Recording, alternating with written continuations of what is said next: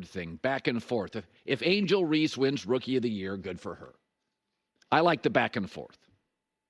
But I just want to tell you that Caitlin Clark last night had 19 assists in a game to set a league record.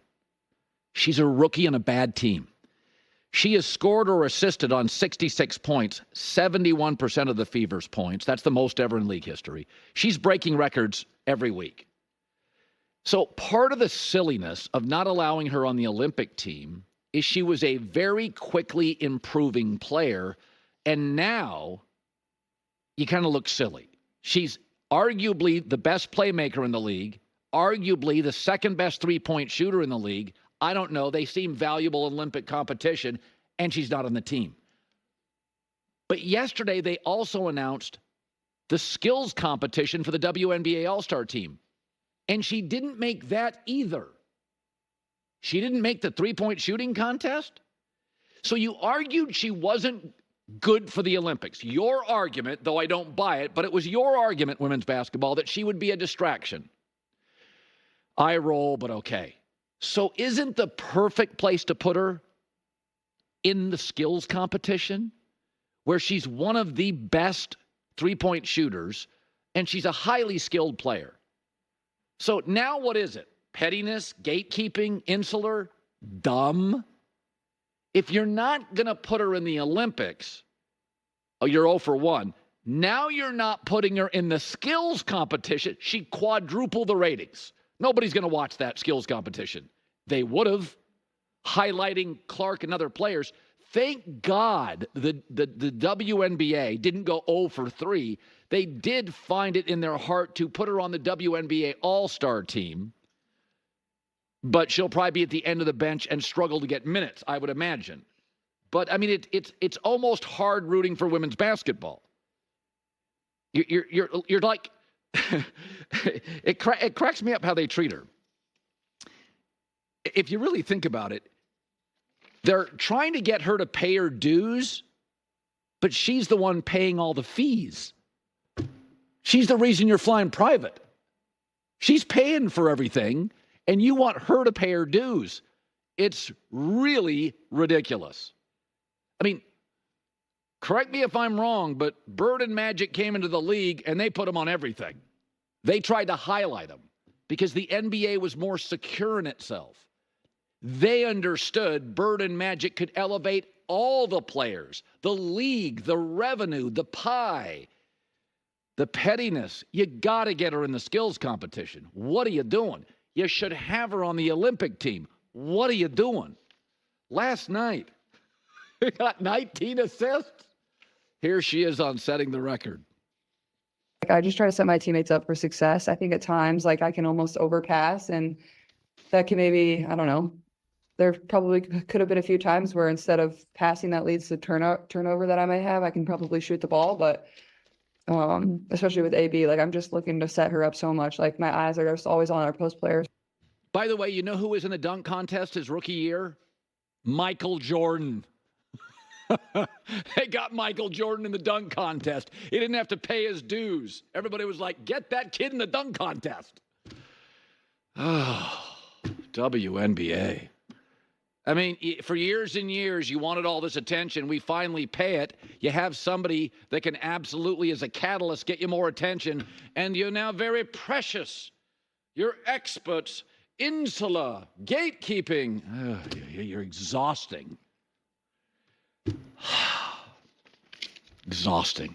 And I wore my optimism. Oh, here we go on a Thursday. So many things to talk and grumble about. Live in Los Angeles, it's the Herd. I'm going to roll up my sleeves here.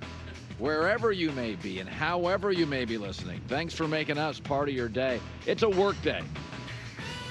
Not a dress-up day. It's a work day. I'm going to roll my sleeves up, J-Mac. Literally and metaphorically, right? You're rolling the sleeves up. You're getting in the mud. Here we go. So, J-Mac, once again today we have very light, optimistic shirts Vibrant. On. Very vibrant. So, Anthony Davis and Joel Embiid are vying for a starting center spot on the Olympic team.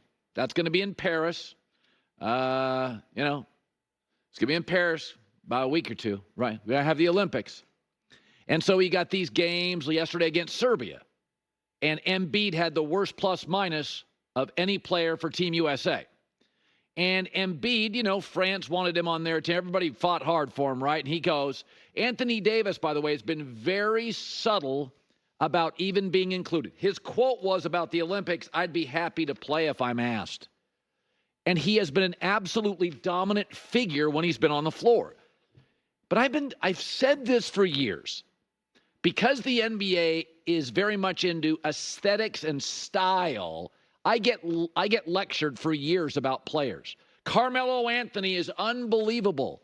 He was a terrible defender, never in elite shape, a complete isolation player, very few assists, never made a teammate better, didn't do squat in the playoffs. I was told Derrick Rose was going to dominate the league. A highly efficient shooter, more turnovers than I'd like, and hurt all the time. I'm sorry, he's not going to physically dominate the league. I was told Westbrook's an MVP. I thought he was a stat patter. Bad hands, can't shoot for a guard, hyper athletic, but played one speed and often out of control.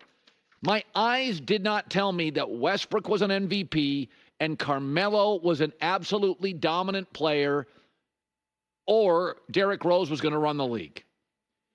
And my eyes are telling me the same for years with Joel Embiid. I'm not denying he's got a Shaq feel to him. But Shaq won in the playoffs. Shaq was dominant when it mattered. I'm watching this Olympic stuff. Embiid gets in the way of the offense. Anthony Davis doesn't. Hell, Anthony Davis took 2 shots yesterday and was the second most dominating player in the game to Steph Curry. He is literally jumps off the television set. And here's the thing I like about AD, and we've seen this for years in Los Angeles. He can be a star and dominate a game, but he's also an incredibly complementary player. He elevates LeBron. LeBron doesn't have to worry about defending the rim. He can be a complementary player on this Olympic team, or he can dominate moments. With Embiid, there is no complementary to his game. He forces you to play his style. And so does Steph Curry, but I get 4 titles. And so did LeBron, but I got 8 straight finals. With Embiid, he forces you to play his game, but I don't get the payoff at the end of the season.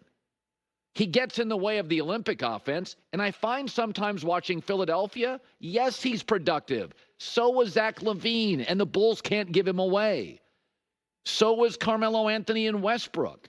They didn't win in the playoffs.